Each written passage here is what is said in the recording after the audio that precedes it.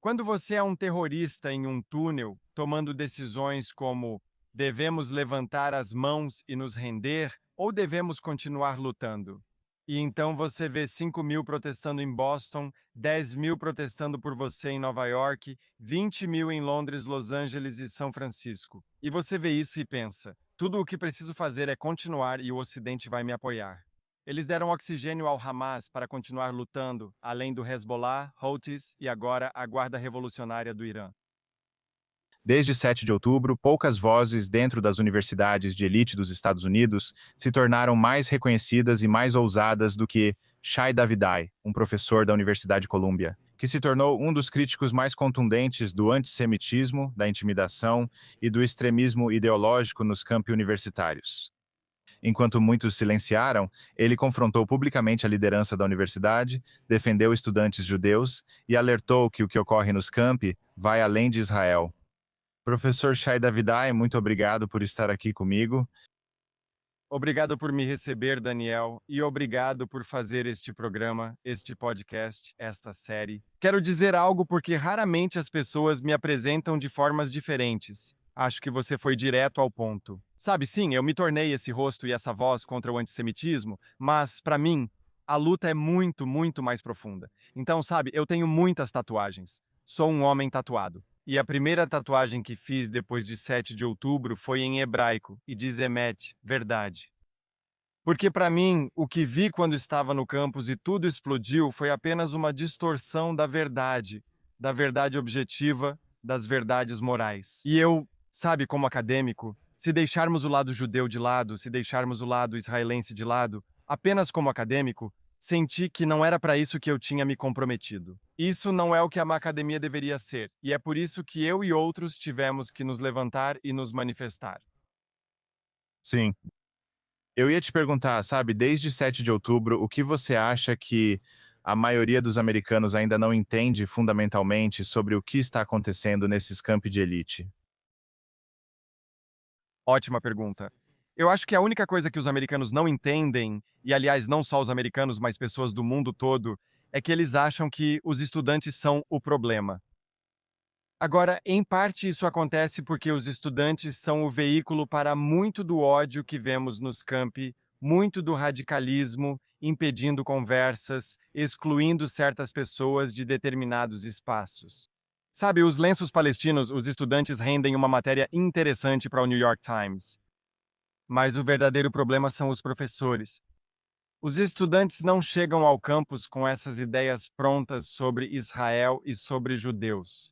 Infelizmente, agora estamos começando a ver estudantes do ensino médio sendo doutrinados, mas, na verdade, a maioria dos estudantes chega ao campus sem nem saber onde fica Israel no mapa, o que é Israel, quantos judeus existem no mundo, certo? Tipo, fatos básicos. Eles chegam ao campus e encontram esses professores enérgicos, carismáticos, mas de má conduta, que simplesmente abrem suas mentes. Jogam muito lixo lá dentro, depois fecham, embrulham com um lenço palestino e os empurram para os protestos no campus.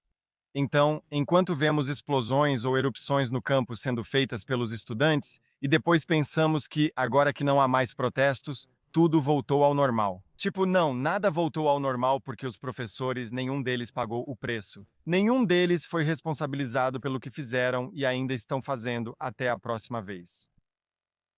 É, você afirmou que terrorismo vai além da violência, é aterrorizar as pessoas para que se calem. Você acha que essa mesma psicologia existe agora nos campi americanos? Com certeza.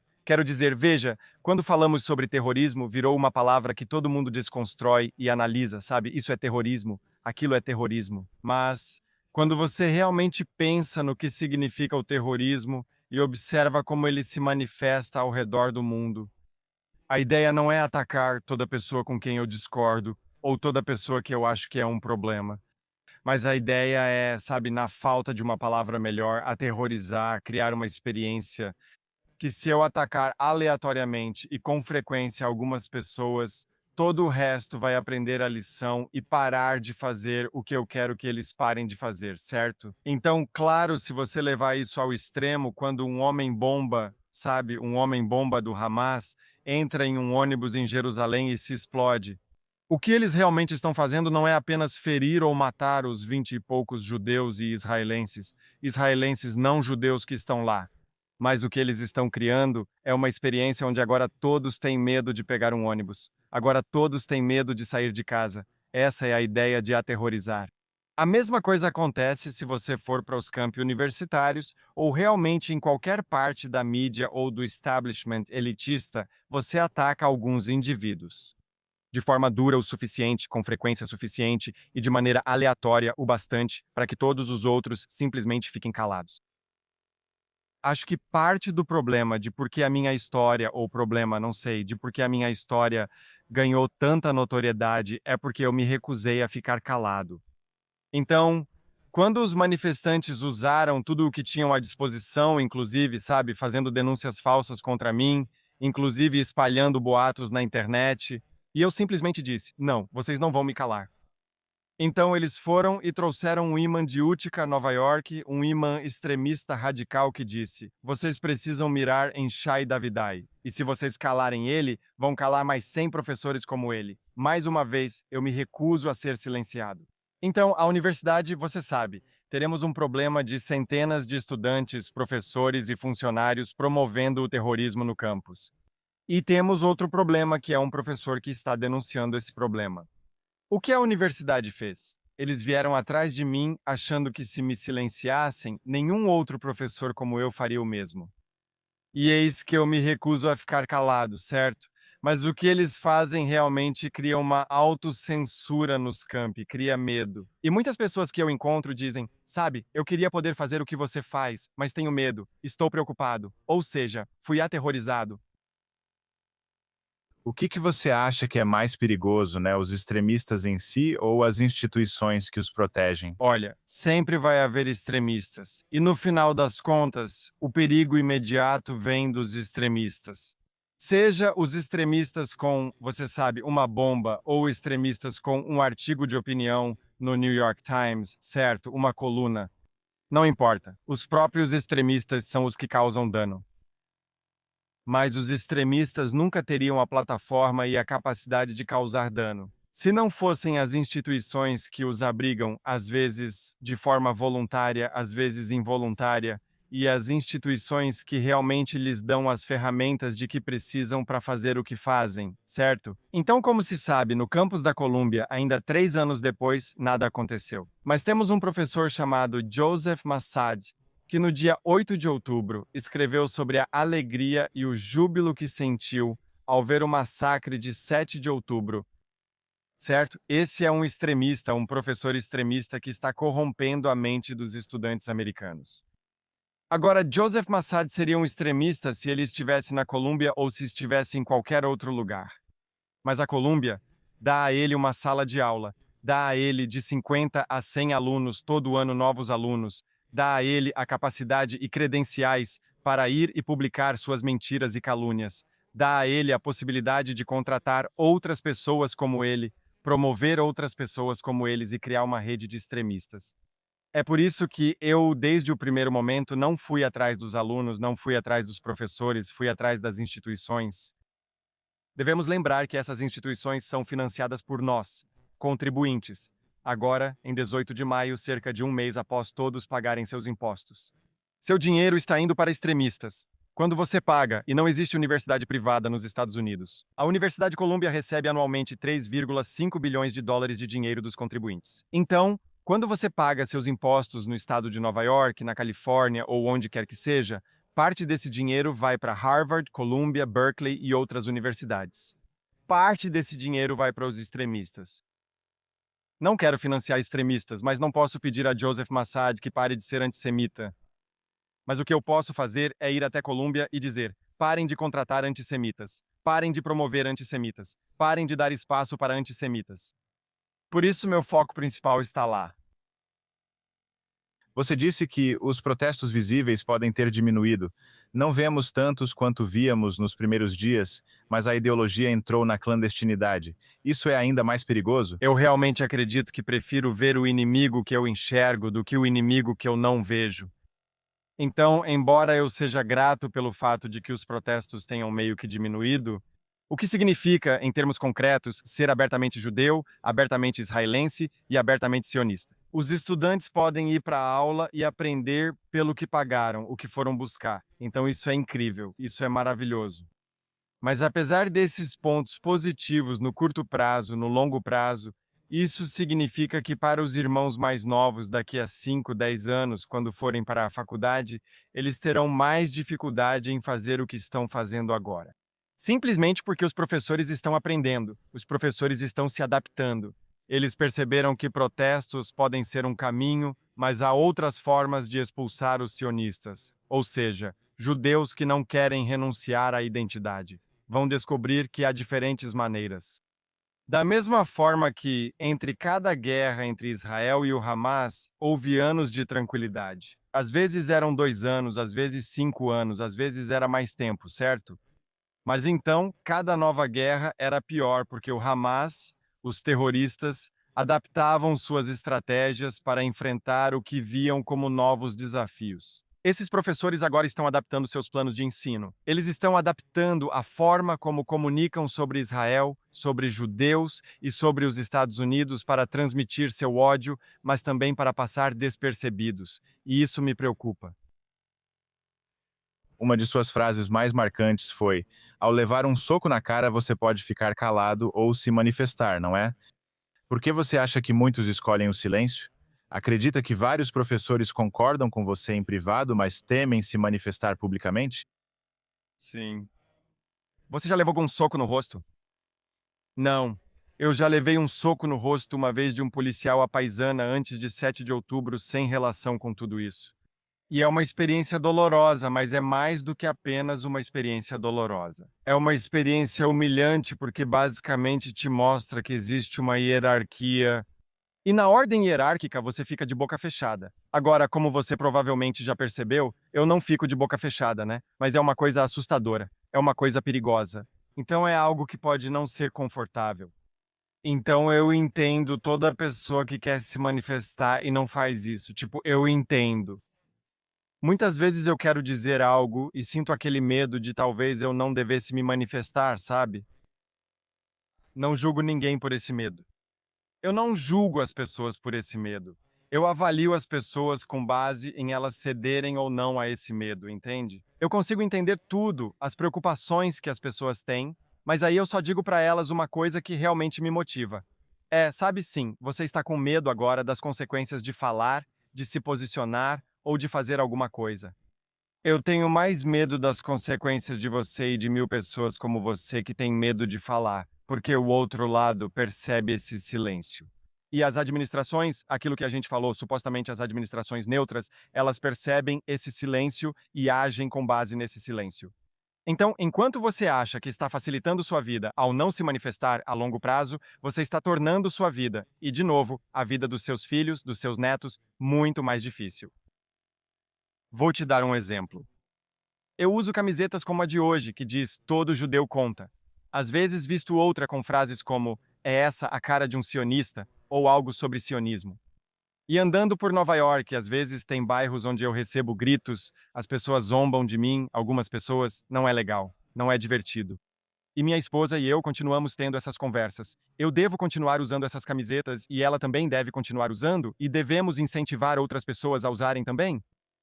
Agora eu não quero usá-las. Eu preferiria só usar minha camiseta preta básica e não chamar a atenção de ninguém, não atrair a atenção de ninguém. Mas o motivo pelo qual eu continuo usando essas camisetas é para que daqui a 20 ou 30 anos, quando meu filho tiver a minha idade, ele tenha o direito de decidir se quer se assumir como sionista ou não. Se eu não conseguir, se eu normalizar o silenciamento de vozes sionistas, então, quando os sionistas quiserem se manifestar no futuro, talvez eles não consigam, porque já será tarde demais. Então, o medo é real, mas não deve ser o nosso princípio orientador. Houve momentos em que você realmente sentiu medo? E essa luta, sabe, desse tipo de luta te custou algo pessoalmente? Ahn, com medo de verdade. Sim, eu digo isso para todo mundo que quando você se manifesta, quando você se posiciona, antes de tudo, você assume uma responsabilidade. Você está representando algo maior do que você mesmo, então você tem que se comportar da melhor maneira possível. Sempre que vejo, Fico mais irritado ao ver judeus ou aliados pró-Israel gritando algo negativo online ou xingando alguém do que quando vejo alguém nos xingando, porque isso realmente prejudica a nossa missão.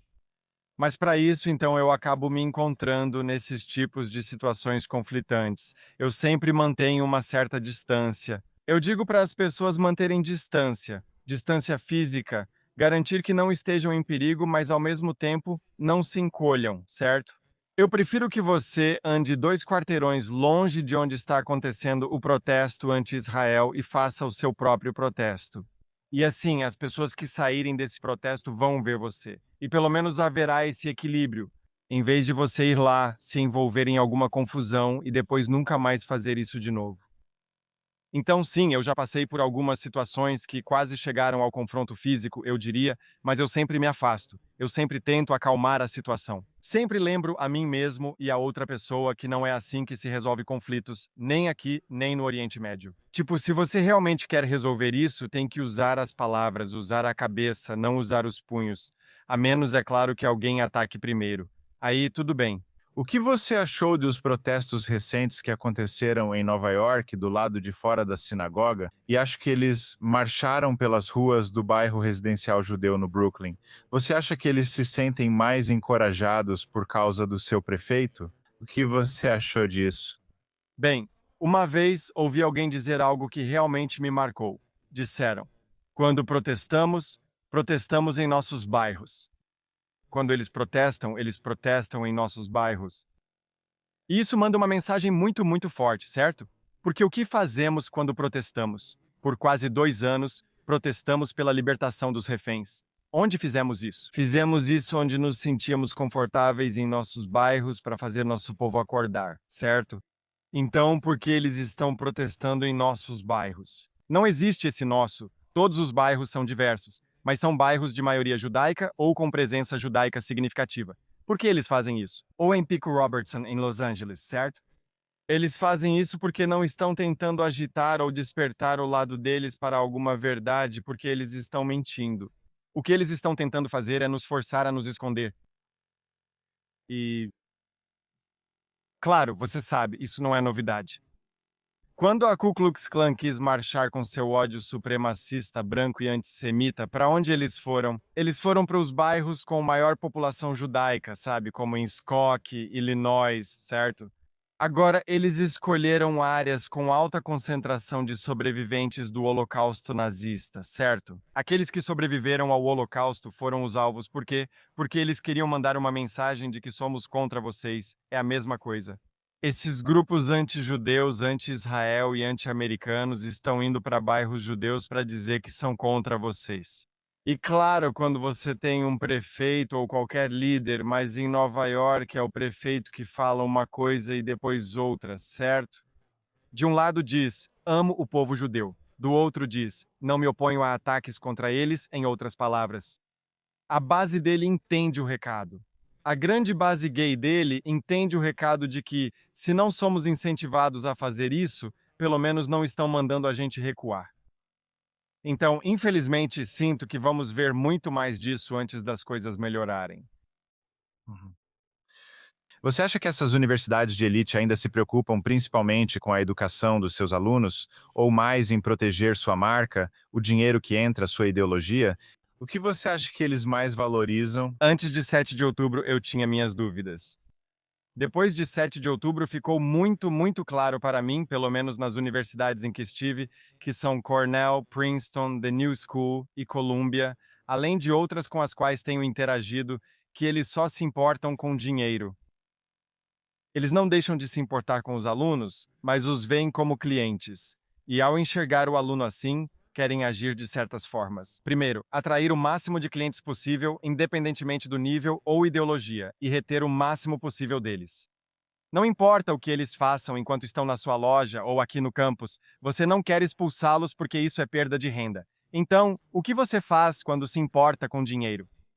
Bem, você se importa com os doadores, que são ex-alunos. Você se importa com subsídios federais e com a imagem pública, pois ela influencia isso. O que falta é a preocupação com o que realmente deveria importar à academia. Aliás, a academia não deveria se importar com os estudantes. Não devia ligar para os professores e sim para a verdade. É isso. A academia deve promover nossa pesquisa em busca da verdade e promover a educação, transmitindo a verdade para as próximas gerações. Esses pontos faltam na maioria das conversas, tanto na discussão geral sobre a academia, quanto nas reuniões fechadas de professores. Já estive em tantas reuniões de professores onde discutimos a queda na matrícula de alunos. Em 16 anos na academia, nem lembro de ter participado de uma reunião sobre o aprendizado dos nossos alunos. Nossos alunos estão saindo daqui mais bem educados do que quando chegaram? Estamos atendendo bem nossos alunos? Pelo menos abertamente, ninguém na Colômbia está liderando discussões sobre isso. Particularmente, alguns podem se importar, mas isso não é prioridade na Colômbia.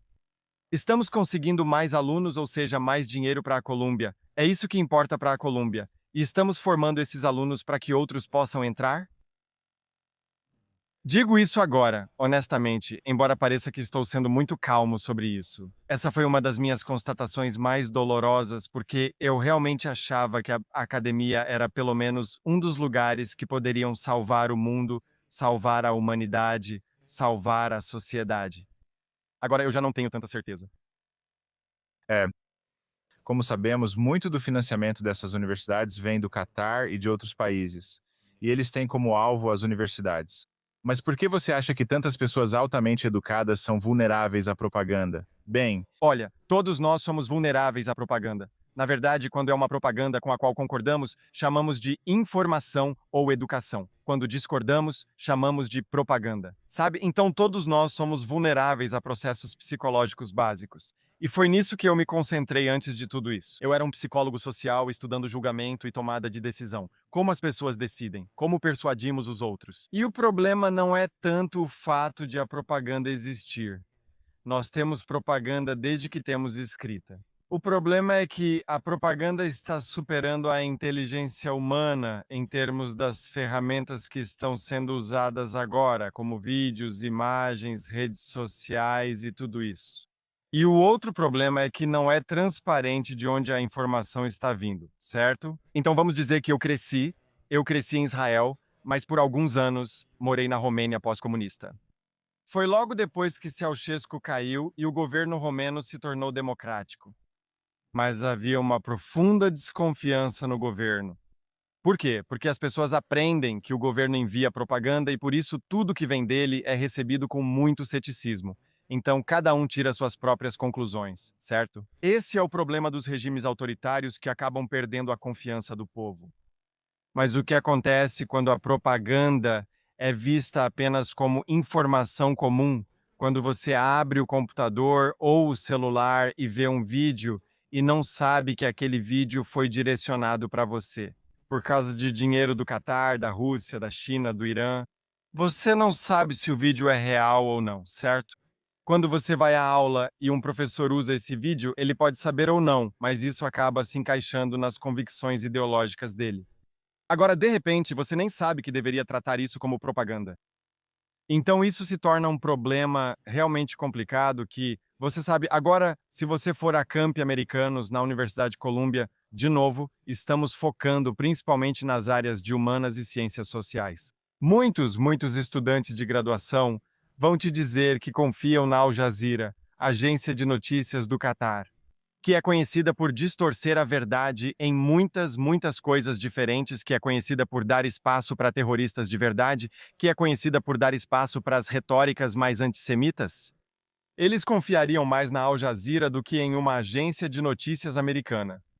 E eu estou intencionalmente deixando isso em branco. Se você quiser colocar Fox News, quiser colocar MSNBC, o que você quiser. Eles confiam mais em algo que vem de fora do que em algo que vem de dentro. E esse é o problema. Isso é um grande problema.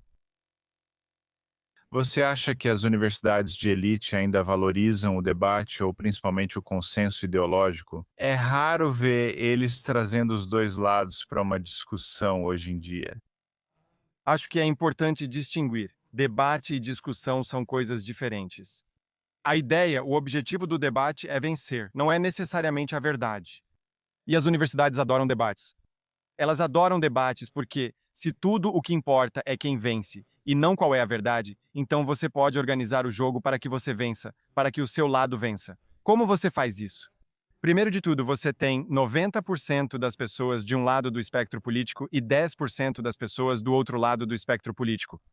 Já aí você vê que é um desequilíbrio, certo? Outra coisa é que você traz os casos mais extremistas do outro lado, as pessoas mais malucas do outro lado e as mais articuladas e coesas retoricamente do seu lado, certo? Você traz essas pessoas para um debate, faz isso em um campus onde o público local já está de um lado, e aí, veja só, o debate acontece e a ideologia homogênea da universidade vence. Não me interesso por debates, pois o objetivo não é debater. O objetivo é a discussão. O objetivo é reunir pessoas que discordam em algumas coisas, talvez concordem em outras, fazer com que elas conversem, se ouçam e saiam dali, talvez com as opiniões inalteradas, mas com mais informação. Isso é algo com o qual as universidades, pelo menos do meu ponto de vista, não se importam mais. E, de novo, as pessoas dizem: ok, então esse cara é judeu, ele é israelense, ele tem um motivo pessoal nessa história. Claro, eu admito isso, mas isso também é verdade para outras coisas. Se você quiser ter um debate sobre políticas relacionadas ao aborto, políticas sobre controle de armas, políticas sobre imigração, políticas sobre tarifas, seja lá quais forem os principais assuntos que os americanos se importam, você vai ter debates. Você já sabe de antemão quem vai ganhar, qual lado vai vencer, mas nunca vai ter uma discussão onde as pessoas simplesmente possam formar suas próprias opiniões. Sim. Por que você acha que tantos jornalistas, a mídia, instintivamente retratam Israel como o vilão? Você acha que a mídia ela ajudou a criar essa confusão moral depois do dia 7 de outubro? Sim, a mídia é uma das culpadas em tudo isso, com certeza. A mídia e as redes sociais juntas têm sido as principais culpadas. E há, você sabe, pessoas que escreveram dissertações e livros inteiros sobre tudo isso. Quero deixar as pessoas com uma única coisa para pensar. De onde vieram as pessoas que escrevem nos jornais, as que tomam as decisões neles e as que compram anúncios neles? Onde elas foram educadas, elas não surgem do nada. Você olha para o conselho editorial do New York Times. A maioria deles vem das 20, talvez 30 melhores universidades dos Estados Unidos, as mesmas universidades onde vemos essas ideologias que são, novamente, anti-judaicas, anti-israelenses e anti-americanas. Então, é claro, quando eles conseguem um emprego no New York Times, no Washington Post, na MSNBC ou onde quer que consigam emprego, eles vão usar o que aprenderam no campus. Na verdade, isso que deveriam fazer. Ninguém vai te dizer para passar 4 anos aprendendo algo e depois não usar isso, certo? E então, quando? O prêmio Pulitzer, que está sediado na Universidade de Columbia, reconhece e recompensa, por exemplo, fotógrafos que participaram do massacre de 7 de outubro, não reportando, mas participando dele, e o prêmio Pulitzer os recompensa como jornalistas. Bem, de onde isso vem? Porque o conselho do prêmio Pulitzer foi educado e imerso na mesma ideologia. Então agora você cria esse ecossistema perfeito onde os estudantes de jornalismo aprendem algo e depois vão para o mundo basicamente implementar o que aprenderam. Eles retornam ao campus para receber a recompensa pelo que fizeram. Então, basicamente, é uma tempestade perfeita, mas é uma tempestade planejada. Foi projetada para ser assim. Uhum. Agora, nós sabemos que, você sabe, quando o Hamas fez o que fez em 7 de outubro, eles definitivamente tinham em mente o que iria acontecer. Você acha que eles entendiam a psicologia ocidental, sabe, de como o Ocidente reagiria ao massacre? E como, você sabe, eles estão manipulando emocionalmente a narrativa, prevendo que isso seria tão eficaz? Tipo, você acha que isso foi algo que eles planejaram antecipadamente? Bem, é aqui que eu diria para as pessoas: parem de me ouvir, não importa o que eu penso. O que deveria importar, com o que deveríamos nos preocupar, são os fatos. Os fatos são que, em 1993, a liderança sênior do Hamas teve uma reunião na Filadélfia que foi grampeada. É por isso que sabemos sobre a reunião secreta, onde eles disseram explicitamente que iriam tentar infiltrar 3 grandes instituições: a mídia, os think tanks e a academia, as universidades. E isso foi 30 anos antes do massacre de 7 de outubro. 30 anos depois, quem são os maiores defensores do Hamas, ou pelo menos os maiores justificadores e legitimadores do Hamas? A mídia, os think tanks, ou ONGs e todas as outras coisas que vêm junto, e a academia. Eles estavam planejando isso. Eles sabiam que isso seria tão bem sucedido, tão grande, tão veementemente antissemita. Eu não sei. Eu suponho que muitos na liderança do Hamas ficaram realmente surpresos com o quanto de apoio eles receberam. E agora, esses eram fatos, certo? Minha opinião pessoal é que a guerra poderia ter terminado muito mais rápido. Os reféns teriam voltado para casa, mais deles e muito mais cedo, e muitos milhares a menos de civis palestinos teriam morrido, se não fosse pelo apoio que o Hamas recebeu do Ocidente.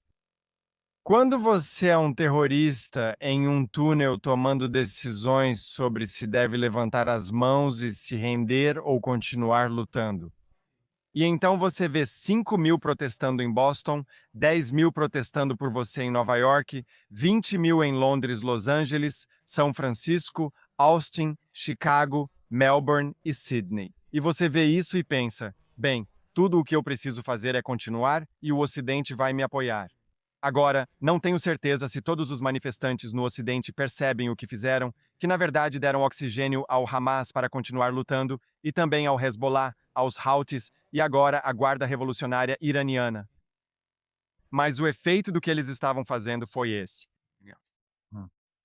Você acredita que 7 de outubro mudou profundamente a identidade judaica nos Estados Unidos? Você acha que muitos judeus assimilados ficaram chocados ao descobrir que muitas das pessoas que os aceitavam antes não os aceitam mais? Acho que só o tempo dirá.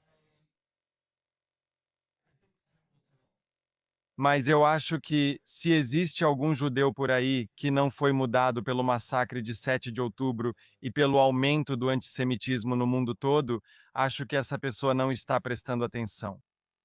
Sério, não entendo como alguém pode não ser mudado. Agora, a mudança não precisa ser igual à minha. A minha mudança foi perceber que, sabe, o antissemitismo é a única constante na nossa história maluca e precisamos continuar lutando contra isso.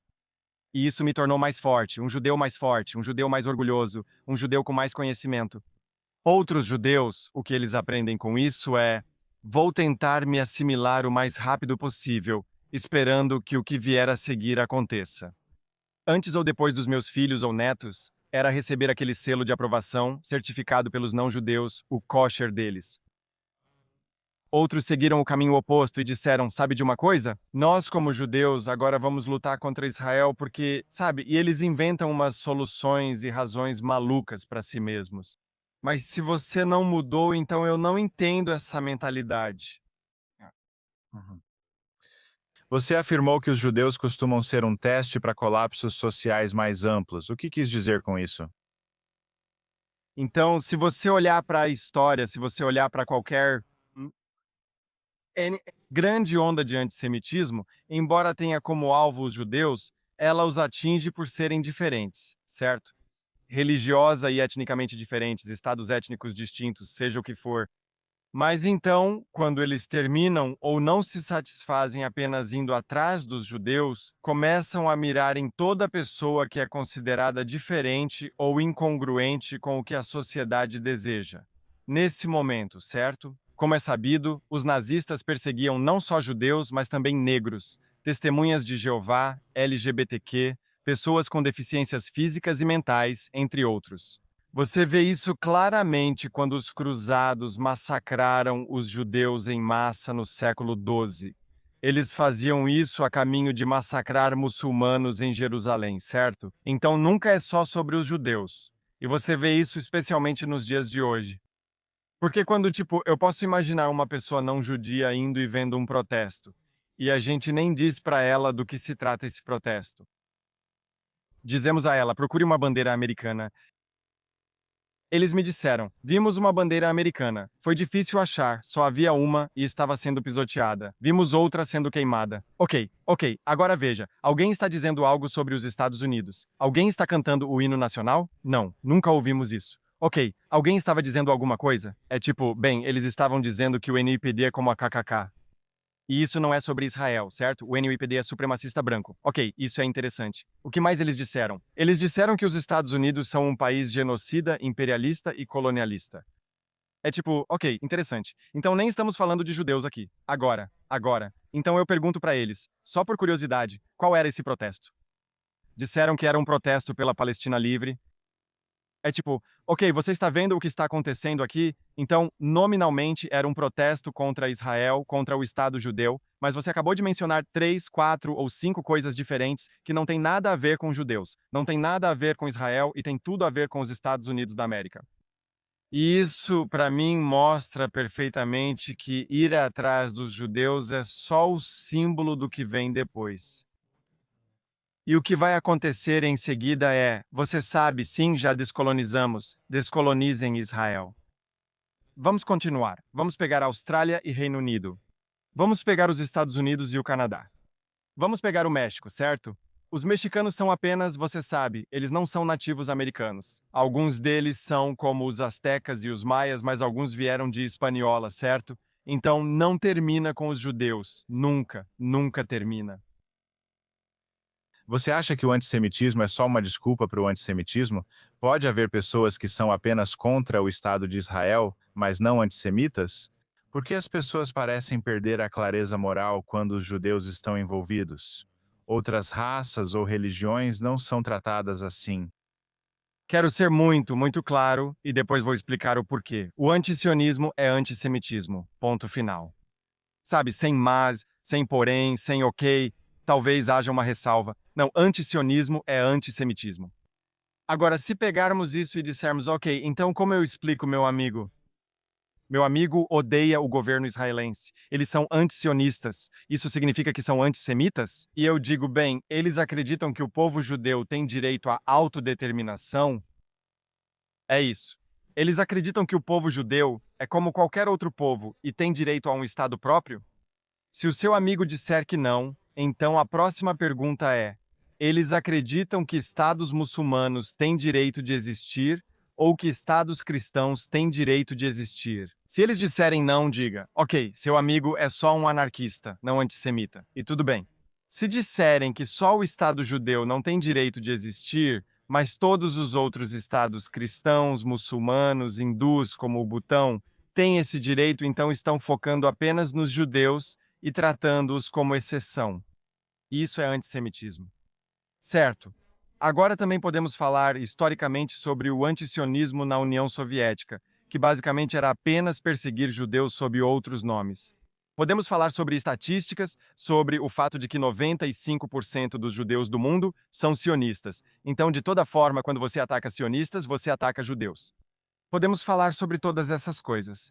Mas, logicamente, se você se opõe ao direito do povo judeu à autodeterminação, então você se opõe aos judeus.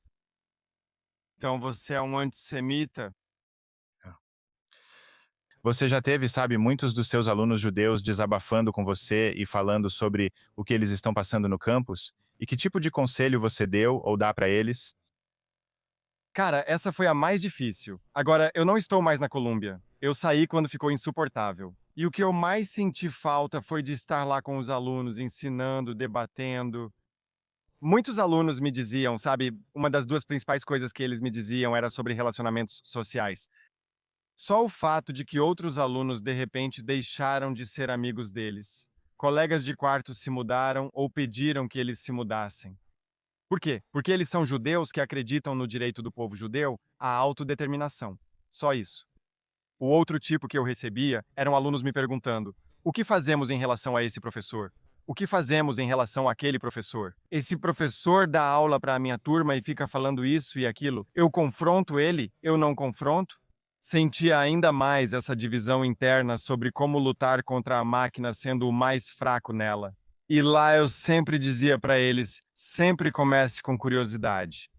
Sempre presuma as melhores intenções do outro lado, mas nunca os deixe escapar da responsabilidade, certo? Se eles disserem eu estava enganado, não quis dizer isso, eu não percebi, perfeito. Como você vai mudar? Como vai garantir que não vai fazer isso de novo, que não vai cometer esse erro novamente? Basicamente, eu disse aos meus alunos: tudo o que fizemos na academia em 2020, depois do assassinato de George Floyd, e tudo o que fizemos na academia em 2021, com a onda de ódio contra asiáticos, é isso que você precisa fazer em 2026 quando se tratar de ódio contra judeus. É isso. O manual já existe. O modelo já está lá. Só precisamos aplicá-lo à nossa situação atual.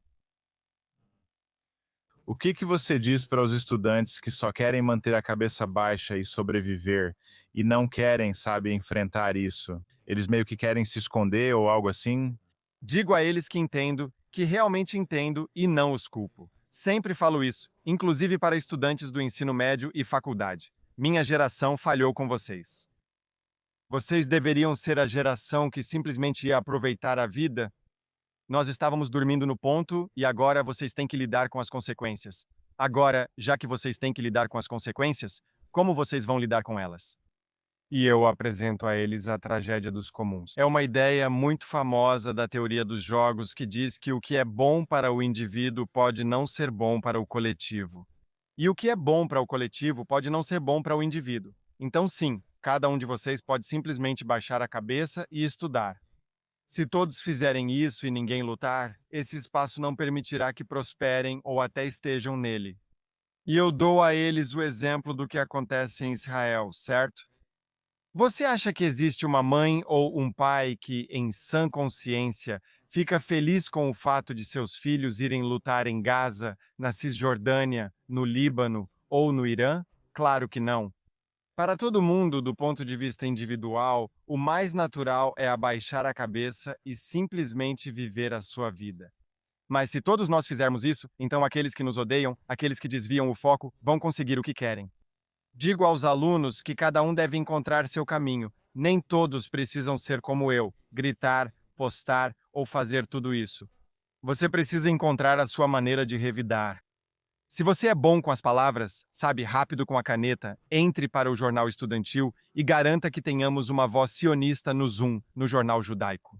Se você é bom organizador, promova atos e protestos. Se você é alguém que não gosta de conflito, mas quer ajudar, apoie a vida judaica, certo? Crie um grupo culinário judaico, sabe? Um grupo de culinária, ou um grupo de dança, ou um grupo de cinema que seja aberto para todos, inclusive aliados, mas fortaleça a vida judaica, pois no fim trata-se dos judeus. Se você fortalece a presença judaica sionista no campus, fez sua parte. Mas eu digo a eles: qualquer coisa que você faça é bom. A única coisa que você não deve fazer é não fazer nada. Agora, estamos vendo ataques físicos a judeus na Europa, no Reino Unido, no Canadá. Você teme que isso vai acabar chegando aos Estados Unidos? Tem gente que diz que os Estados Unidos estão alguns anos atrás. Já vimos isso nos Estados Unidos, inclusive, um assassinato em Washington, corrente contínua. Já vimos o ataque em Boulder, Colorado. Já vimos isso, obviamente, vindo da extrema esquerda. Já vimos isso vindo da extrema direita em Chabad, em Poway, e na sinagoga Árvore da Vida. Isso ocorreu em muitos lugares. Os americanos parecem aguardar algo grande. Estamos esperando por um ataque que eu espero que nunca aconteça para que possamos acordar. Mas eu me preocupo que esse ataque vai acontecer e que acordar não vai ajudar as pessoas que serão vítimas desse próximo ataque. O melhor conselho que posso dar é que não queiram ser como a Europa. A Europa hoje é como os Estados Unidos eram há 20 anos. Então não façam o que a Europa fez durante 20 anos, façam algo diferente. O que ocorre com uma civilização quando ela não consegue mais diferenciar terroristas de democracias? A distinção se perde quando as pessoas, sabe, protestam em apoio a terroristas. Sabe, existe algo que possa ser feito, é que, sabe, no Reino Unido, e quero dizer, na Europa, as pessoas nos governos têm medo de se manifestar. Sabe, o que você acha disso? Pessoas mais inteligentes que eu já disseram isso. Quando a verdade não importa mais, a sociedade caminha ou para o totalitarismo ou para a anarquia. Certo? Porque o que acontece quando a verdade não importa mais? Ou o mais forte, o mais rico, o mais poderoso, quem quer que controle a narrativa controla a verdade. Hitler e o fascismo, Mussolini Benito Mussolini, a Rússia Soviética, Fidel Castro, Coreia do Norte, a Guarda Revolucionária do Irã, todos basicamente dizem: esta é a verdade, nós a controlamos, todos devem se alinhar. Ou, alternativamente, ninguém consegue concordar sobre qual é a verdade. Ninguém consegue concordar nem mesmo sobre o que é a realidade. E aí você acaba tendo anarquia e as pessoas continuam brigando entre si, o que normalmente é resolvido através do totalitarismo. Eu estou muito preocupado com isso. E isso novamente volta ao ponto de que não se trata apenas dos judeus em Israel. Quando vivemos em um mundo onde um jornalista respeitado, vencedor do prêmio Pulitzer, pode escrever um artigo de opinião baseado em fontes anônimas e duvidosas, que ataca uma minoria, e não importa se agora está atacando israelenses e judeus, mas ataca uma minoria. E em vez do jornal, o New York Times nesse caso, mas pode ser qualquer outro jornal, em vez do jornal, dizer não, nossa primeira lealdade é com a verdade e com os fatos e com o processo. Dizendo, sabe, ele pode dizer o que quiser, essa é a opinião dele. Isso é uma ferramenta perigosa, é uma arma perigosa. Agora está sendo direcionada a Israel e aos judeus. Amanhã será direcionada a qualquer um que discorde do que aquele distinto vencedor do prêmio Pulitzer queira atacar. Mesma coisa, quando a revista Time, ou talvez a The Economist, criava imagens de crianças famintas em Gaza. Agora, algumas crianças estavam realmente passando fome em Gaza. Não estou dizendo que não estavam. Houve fome em Gaza? Sim, mas não foi intencional, acredite ou não. Mas quando você dirige uma foto, quando diz para as crianças ficarem de tal jeito, ficarem naquele lugar, seus leitores começam a perder a confiança em você.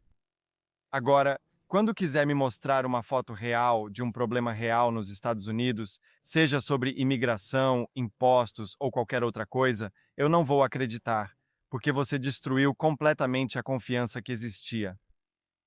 Isso, no final, vai ser a ruína da sociedade.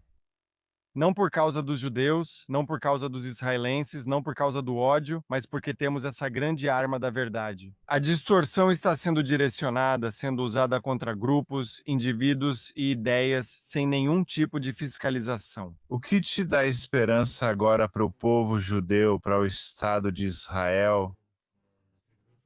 Existe algo, sabe, depois de 7 de outubro que foi um ponto positivo para você?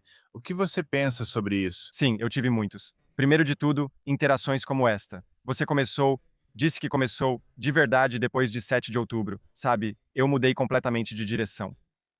Ver jovens americanos, judeus americanos, se levantando e tendo orgulho de sua identidade judaica, sendo críticos com algumas coisas, mas também muito orgulhosos e querendo, sabe, participar da vida judaica e lutar contra o ódio. Isso me dá esperança.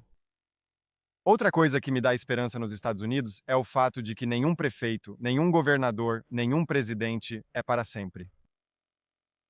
O povo judeu existe antes de qualquer democracia atual e nós estaremos aqui. Sabe, isso me dá esperança.